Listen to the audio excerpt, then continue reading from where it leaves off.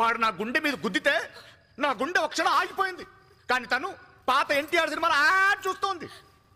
అంత లోపమైపోయానా నీకు? మళ్ళీ ఇక్కడికి వచ్చి నన్ను చేతకాని వాడిలా చూస్తుంది. ఎరా, నేను చేతకాని వాడిలా కనిపిస్తున్నానా? చేతకాని వాడిలా కనిపిస్తున్నానా? అడిగి మరీ తెలుసుకుంటాడేట్రా కదా. ఏంట్రా అన్న? అబ్బాయి నేనేమనలేదండి. ఆడి చేతిలో దెబ్బలు తిన్నా పెళ్ళాన్ని పట్టుకుని భలే కొట్టేశారు. మగాడంటే మీరే అన్నానండి కదరా. రేయ్, నీ దృష్టిలో నేను చేతకాని రాయ్ సాంబా, నీ తల తీసి నా ఇంటి గుమ్మానికి కట్టకపోతే నా పేరు పాశు.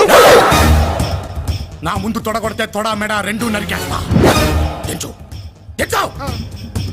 పద్ధతి మార్చుకోమని ఒక్కసారి చెప్పా, రెండోసారి చెప్తున్నా, మూడోసారి చెప్పను, చంపేస్తా.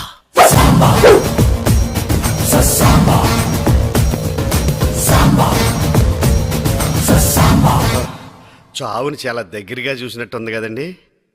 మీరు అలా కోపంగా చూసి కవర్ చేయకండి, మీరు దడెత్తిపోయారు. అయినా ఎవరు చేసే పను వాళ్ళు చెయ్యాలి. మనకి ఎందుకండి తొడగొట్టాలి, అవి నేను నెప్పెడుతుంది తప్ప.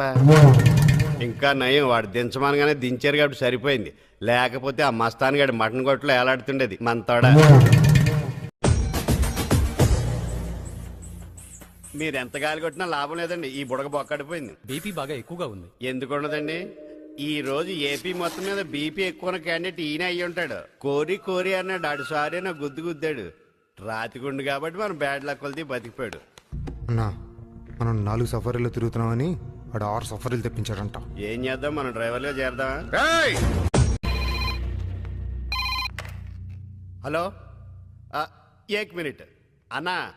సేట్ ఫోన్ ఉన్నామని చెప్పనా లేవని చెప్పనా? ఉన్నా లేనట్టే కదా.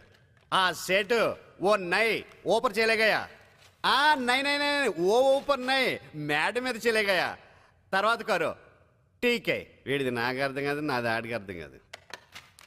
ఊపర్ చెలేగా అంటే మీరు మరణించారనుకుంటున్నాడు. మేడ మీదకి వెళ్ళారని మేనేజ్ చేశాను. ఆహా, భలే ఉన్నాడు కదండి.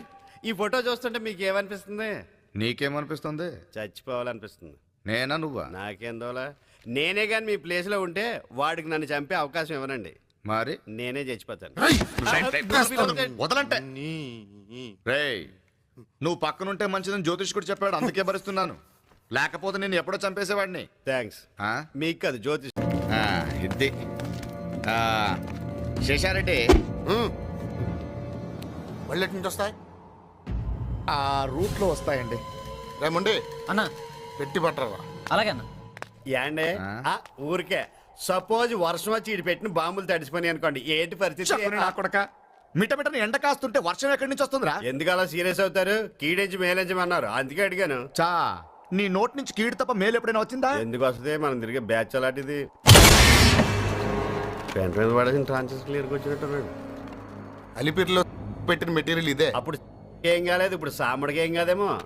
నీ అబ్బా పండు ఎక్కడి నుంచి? అలా కాదండి, అదే అతను కాసేపు వదిలేయండి, పదండి ఆ కొండనికి పోదాం. ఎందుకు ఆడిగిల్లా గిల్లింది ఆడిని కదా, మీకెట్ నొప్పి, పదండి. ఆడికి మూల శంఖ ఉన్నట్టు సరదా జోకెత్తి ఫీల్ అయిపోయాడు. అది జోకా?